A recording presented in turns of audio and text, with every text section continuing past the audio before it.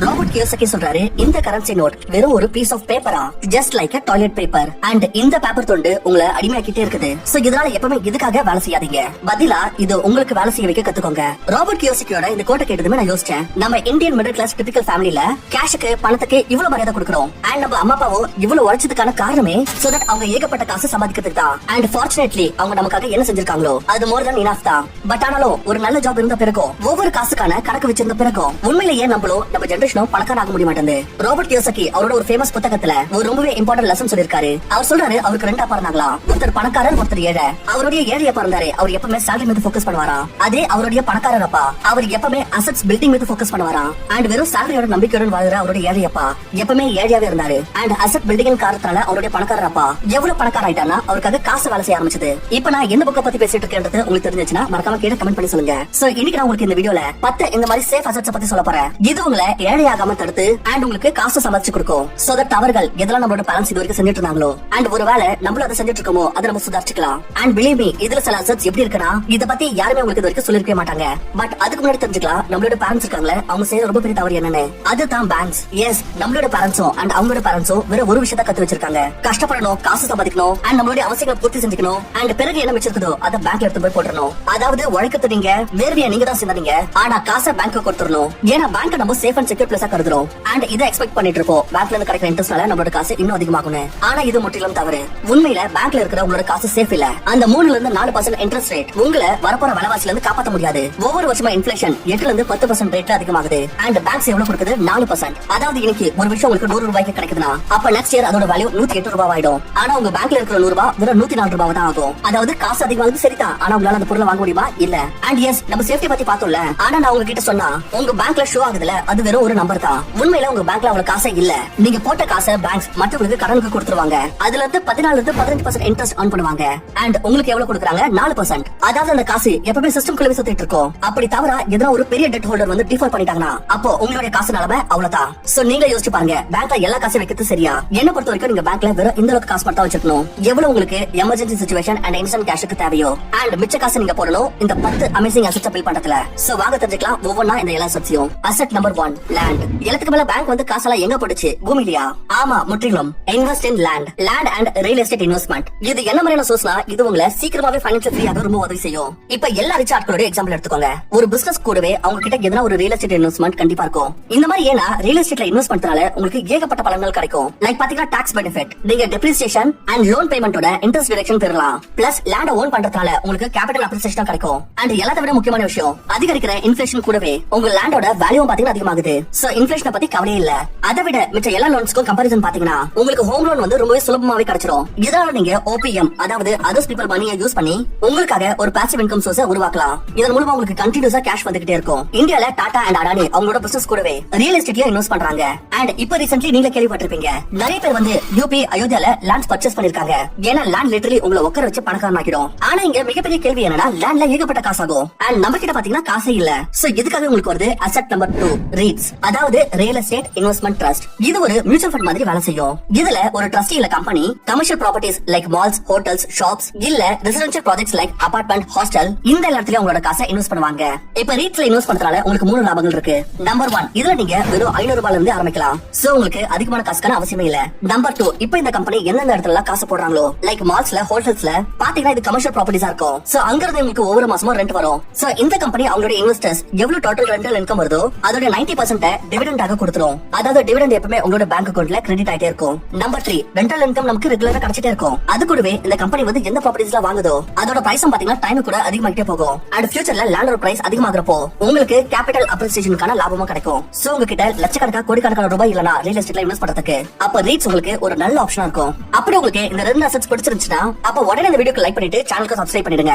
இப்ப பார்க்கலாம் asset number 3 licensing. Licensing அர்த்தம் இந்த மாதிரி ஒரு அக்ரிமெண்ட். இதுல உங்க மூலமா உருவாக்கப்பட்ட எதனா ஒரு டிசைன், ஆர்ட், டெக்னாலஜி இல்ல ப்ராடக்ட் நீங்க வேற இன்னொருத்தருக்கு கொடுத்துருவீங்க.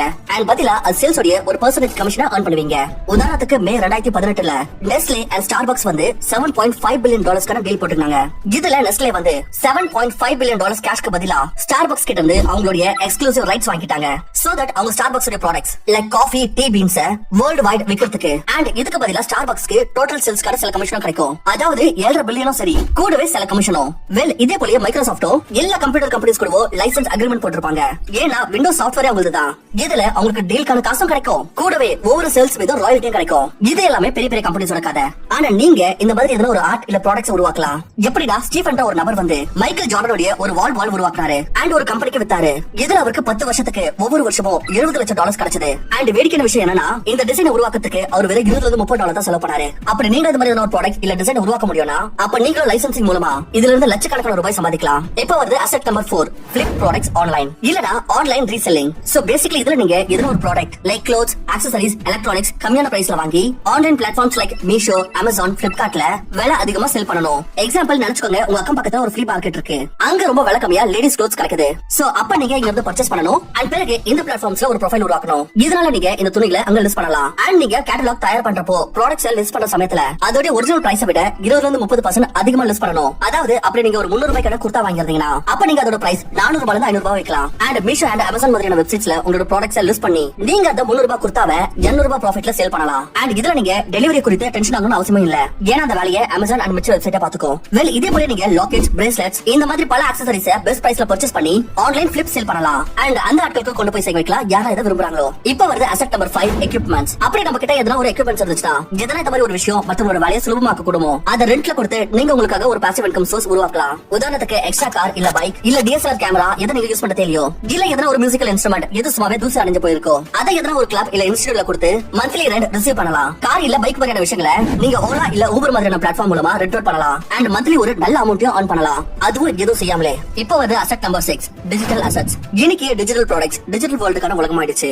எல்லாருமே அவங்களோட மொபைல் போன்ஸ், அவங்களோட கம்ப்யூட்டர் ஸ்கிரீன்ல அதிகமான நேரம் செலவழிக்கிறாங்க. சோ இந்த தருணத்துல digital assets like documents, audio books, videos, courses, apps and websites உங்களுக்கு கேம் சேஞ்சரா இருக்கலாம். இங்க பாருங்க, முன்னாடி காலத்துல மக்கள் கிட்ட அவ்வளவு ஆக்சஸே இருக்காது அண்ட் அவங்களுக்கு அவ்வளவு இன்ட்ரெஸ்ட் இல்ல. ஆனா இன்னைக்கு டேட்டுக்கு ஒவ்வொருத்தரும் டிஜிட்டல் ப்ராடக்ட்ஸ், கோர்சஸ் கன்சியூம் பண்றாங்க அண்ட் அதை கிரியேட் பண்றதுக்கான முயற்சி செய்யறாங்க. இதனால லாபம் என்னன்னா ஒரு வாட்டி டிஜிட்டல் ப்ராடக்ட் கிரியேட் பண்ணி இல்ல எதனா கோர்ஸ் கிரியேட் பண்ணி நீங்க அதை திரும்ப பல ஆட்களுக்கு செல் பண்ணலாம். லைக் பாத்தீங்கன்னா யுடெமி, அப்கிரேட் இந்த எல்லா வெப்சைட்ஸ்லயும் மக்கள் கோர்சஸ் அப்லோட் பண்ணிருக்காங்க. அண்ட் யாரா விரும்பினா இந்த கோர்ஸை திரும்ப வாங்கி பார்க்கலாம். அதாவது இதுல காஸ்ட் ஆஃப் ரீப்ரொடக்ஷன் வந்து ஒரேடியா 0 ஆயிருது. இதனாலதான் ஜாக்மா வந்து ஒரு வாட்டி சொன்னாரு, வால்மார்ட்டுக்கு நிறைய ப்ராடக்ட் செல் பண்றதுக்கு நிறைய ஸ்டோர்ஸ் ஓபன் பண்ண வேண்டியதா இருக்கும். இதுக்கு அவங்களுக்கு ஏகப்பட்ட டைம் ஆகும். ஆனா எனக்கு வெறும் 2 சர்வர் தான் செட் பண்ண வேண்டியது இருக்கும். அண்ட் நான் வால்மார்ட்டை விட 2 மடங்கு செல் பண்ணிடுவேன். So go digital. Asset number 7, build a YouTube channel. இன்னைக்கு டேட்ல most demanding and most popular asset வந்து உங்களுடைய கண்டென்ட். அண்ட் கண்டென்ட் மூலமா காசு சம்பாதிக்கிறதுக்கு இருக்கிறதுல பெஸ்ட் பிளாட்ஃபார்ம் வந்து யூடியூப். அண்ட் யூடியூப் மூலமா நீங்க உங்களுக்காக ஒரு பாசிவ் இன்கம் சோர்ஸ் பில்ட் பண்ணலாம். இதுல உங்களுக்கு ஜாலியா இருக்கும், பாப்புலாரிட்டி கிடைக்கும் அண்ட் கூடவே ஃபைனான்சியல் ஃப்ரீடம் கிடைக்கும். ஒரு யூடியூப் சேனல் எந்த ஒரு விஷயத்தை குறித்து இருக்கலாம், காமெடியா இருக்கலாம், entertainment, life style, food, travel, motivation, financial, vlogs, education etcetera. இன்னைக்கு டேட்டுக்கு உங்ககிட்ட டேலண்ட் இருந்துச்சுன்னா, எடிட்டிங் அண்ட் ரைட்டிங் ஸ்கில் இருந்துச்சுன்னா அப்ப நீங்க உங்களோட டேலண்ட்டை ஷோகேஸ் பண்ணி யூடியூப்ல இருந்து ஒரு சஸ்டைனபிள் பாசிவ் இன்கம் சோர்ஸ் உருவாக்கலாம். யூடியூப்ல இருந்து நீங்க 2 வழிகள் மூலமா பணம் சம்பாதிக்கலாம். முதல்ல வந்து AdSense. இது ஒவ்வொரு மாசமும் யூடியூப் உங்களுக்கு கொடுக்கும். அப்படி உங்க சேனல்ல ஒரு நல்ல வியூஸ் வர ஆரம்பிச்சுச்சுனா. அண்ட் ரெண்டாவது வந்து பிராண்ட் டீல்ஸ் அண்ட் கொலாபரேஷன்ஸ். அதாவது உங்க சேனலோட ரீச் வந்து அதிகமாயிடுச்சுனா அப்ப நல்ல பிராண்ட்ஸ் உங்ககிட்ட வருவாங்க. அண்ட் நீங்க உங்களோட ப்ராடக்ட்ஸை ப்ரோமோட் பண்ணி ஒரு நல்ல இன்கம் ஜெனரேட் பண்ணலாம். அண்ட் இதுல நீங்க எவ்வளவு சம்பாதிக்க முடியும் அதுக்கான ஒரு லிமிட்டே இல்ல. அண்ட் இந்த ஒரு அசெட் பாத்தீங்கன்னா இந்தியால ஏகப்பட்ட ஆட்களை கோடீஸ்வரன் ஆக்கிருக்கு. ஏன்னா ஒரு நல்ல வேலையில கூட மக்கள் அந்த அளவுக்கு சம்பாதிக்கிறது இல்ல எந்த அளவுக்கு இன்னைக்கு யூடியூபர் சம்பாதிக்கிறாங்களோ. இப்ப வந்து அசெட் நம்பர் 8, கமாடிட்டிஸ். இங்க பாருங்க, நிறைய வாட்டி லைஃப்ல இந்த மாதிரி சிச்சுவேஷன்ஸ் வந்துரும். அப்பதான் நமக்கு தோணும் காசு வந்து எல்லாமே இல்லன்னு. உயிரோட இருக்கிறதுக்கு ஒரு நல்ல லைஃப் ஸ்டைல் வாழ்றதுக்கு நமக்கு கமாடிட்டிஸோட அவசியமும் தேவை. உதாரணத்துக்கு கோவிடோட எக்ஸாம்பிளே பாத்துக்கோங்க. மக்கள் வந்து 100 ரூபாய் கொடுத்து கூட சானிடைசர்ஸ், மாஸ்க் வாங்கினாங்க. 200 ரூபாய் கொடுத்து ஒரு கிலோ தக்காளி கூட வாங்கினாங்க. ஏன்? ஏன்னா ஒரு விதத்துல பாத்தீங்கன்னா கமாடிட்டிஸோட வேல்யூ வந்து கேஷ் விட அதிகம். அண்ட் ரிச் ஆட்கள் இந்த விஷயத்தை ரொம்ப நாளா தெரிஞ்சு வச்சிருக்காங்க. இதனாலதான் அவங்க கோல்டு, ஸ்டீல், ஆயில் மாதிரியான விஷயத்துல ஏகப்பட்ட காசு முதலீடு பண்ணுவாங்க. ராபர்ட் கியோசாகி அவரே வந்து கமாடிட்டிஸை ரொம்ப அதிகம் ப்ரிஃபர் பண்றாரு as compared to cash. Gold இது எல்லாத்துலயும் ஒரு பிரஷியஸான கமாடிட்டி. இது உங்களோட லைஃபை ரொம்பவே சுலபமாக்க கூடும். சோ இதனால தான் கரண்ட் சினாரியோல மிச்ச விஷயத்து கூடவே கமாடிட்டிஸ்ல இன்வெஸ்ட் பண்றதும் உங்களுக்கு ஒரு பெஸ்ட் ஆப்ஷனா இருக்கும். இப்ப வருது அசெட் நம்பர் 9, அஃபிலியேட் மார்க்கெட்டிங். அப்படி நீங்க மார்க்கெட்டிங்ல கை தேர்ந்து வராதீங்கன்னா, ஆனா உங்ககிட்ட சொந்தமா ப்ராடக்ட் இல்லனா அப்ப நீங்க மத்த கம்பெனிஸ் மத்த ப்ராடக்ட்க்கு மார்க்கெட்டிங் பண்ணலாம். அண்ட் அதுக்கு பதிலா ஒரு ஃபீஸ் சார்ஜ் பண்ணலாம். உதாரணத்துக்கு இப்ப உங்களுக்கு ஸ்டாக்ஸ் இல்ல மியூச்சுவல் ஃபண்ட்ல வந்து இன்வெஸ்ட் பண்ணனும்னா அப்ப உங்ககிட்ட ஒரு டிமேட் அக்கவுண்ட் இருக்கணும். நீங்க இந்த வீடியோட டிஸ்கிரிப்ஷன் இல்ல ஃபர்ஸ்ட் கமெண்ட்ல போனீங்கன்னா உங்களுக்கு ஒரு டிமேட் அக்கவுண்ட் ஓபன் பண்றதுக்கான லிங்க் கிடைக்கும். பாத்தீங்கன்னா இது உங்களுக்கு முற்றிலும் ஃப்ரீ தான். இதுக்கு நீங்க எந்த ஒரு காசு கமிஷன் தர வேண்டியது இல்ல. ஆனா நீங்க என்னோட லிங்க் மூலமா டிமேட் அக்கவுண்ட் ஓபன் பண்ணீங்கன்னா அப்ப அதுக்கு பதிலா எனக்கு கொஞ்சம் அஃபிலியேட் இன்கம் கிடைக்கும். சோ இந்த மாதிரி அப்புறம் உங்ககிட்ட ஒரு ஆடியன்ஸ் சேர்ந்துட்டாங்கன்னா அப்ப நீங்களும் அஃபிலியேட் மார்க்கெட்டிங் மூலமா ஒரு நல்ல இன்கம் சம்பாதிக்கலாம். இப்ப வந்து asset number 10, index fund. At last and என்னோட ஃபேவரட் இண்டெக்ஸ் ஃபண்ட். அவங்களோட இன்கம் இன்க்ரீஸ் பண்றதுக்கு ஒவ்வொரு நபரும் நினைப்பாங்க அவங்க நாட்டோட பெஸ்டான கம்பெனில வந்து இன்வெஸ்ட் பண்ணணும். அண்ட் இதுக்காக தான் வருது இண்டெக்ஸ் ஃபண்ட். இதுல நாட்டோட டாப் 50 கம்பெனிஸ் வந்து லிஸ்டட் ஆயிருக்கும். அண்ட் ரிச் மைண்ட்செட் உள்ள ஆட்கள் இந்த விஷயத்தை ரொம்ப நாளா தெரிஞ்சு வச்சிருப்பாங்க. அப்படி நம்மளுடைய வேலை கூடவே ஏதோ ஒரு விஷயம் நம்மள ரிச் ஆக்க கூடனா அப்ப அதுதான் அதர்ஸ் people time. அதாவது காசு உங்களுது ஆனா உழைப்பு மத்தவங்களோடது அண்ட் லாபமும் உங்களுது. மிஸ்டர் ராஜேஷ் இந்த விஷயத்தை ரொம்ப சீக்கிரமாவே புரிஞ்சுக்கிறாரு. அப்படி ஜாப் கூடவே இண்டெக்ஸ் ஃபண்ட்ல வந்து இன்வெஸ்ட் பண்ணா அப்ப ஒரு நீண்ட டைமுக்கு அப்புறம் ஒரு நல்ல ரிசல்ட் கிடைக்கும். ஆனா அவருக்கு இந்த நம்பிக்கை இல்ல. இந்த இன்வெஸ்ட்மெண்ட் அதிகரிக்கிற இன்ஃப்ளேஷனை பீட் பண்ணுமா இல்லையானே. சோ முதல்ல கொஞ்சம் டைமுக்கு அவர் மாசம் 6000 ரூபாய் எஸ்ஐபி மூலமா இன்வெஸ்ட் பண்ண ஆரம்பிச்சாரு. அண்ட் அவருக்கு தெரிய வருது இந்த இன்வெஸ்ட்மெண்ட் மூலமா அவருக்கு 13% ரிட்டர்ன் கிடைக்குது. சோ இன்ஃப்ளேஷனை ஈஸியா பீட் பண்ணலாம். சோ இதுக்காக ஒரு பேங்க்ல லிமிட்டடான காசை வச்சுட்டு மாசம் 15000 ரூபாய் இன்வெஸ்ட் பண்ண ஆரம்பிக்கிறாரு. சோ மிஸ்டர் ராஜேஷ் வெறும் 15000 ரூபாய்க்கான எஸ்ஐபி 20 வருஷத்துக்கு பண்றாரு அண்ட் அவருக்கு 13% ரிட்டர்ன் கிடைக்குது. அப்ப நீங்களே பார்க்கலாம் அவரோட வெல்த் 20 வருஷத்துக்கு அப்புறம் 1,71,82,787 ரூபாய் ஆயிருது. ஆனா இப்ப இங்க உங்களுக்கு ஒரு டவுட் வரலாம், எந்த இண்டெக்ஸ் ஃபண்ட்ல இன்வெஸ்ட் பண்றது அண்ட் எந்தெந்த விஷயம் கவனத்துல வச்சுக்கணும் எஸ்ஐபி ஆரம்பிக்கிறப்போ. அப்படி உங்களுக்கு இந்த மாதிரி கேள்வி இருந்துச்சுன்னா அப்ப இந்த ரைட்ல இருக்கிற வீடியோ பார்க்க மறந்துடாதீங்க. இதுல உங்களுக்கு இந்தியாவோட டாப் 5 பெஸ்ட் இண்டெக்ஸ் ஃபண்ட் பத்தி டீடைலா சொல்லிருக்கேன். சோ உங்களுடைய எஸ்ஐபி ஆரம்பிக்கிறதுக்கு முன்னாடி இந்த வீடியோ கண்டிப்பா பாருங்க. இந்த வீடியோட லிங்க் உங்களுக்கு டிஸ்கிரிப்ஷன்ல கொடுத்துறேன். Thank you for watching.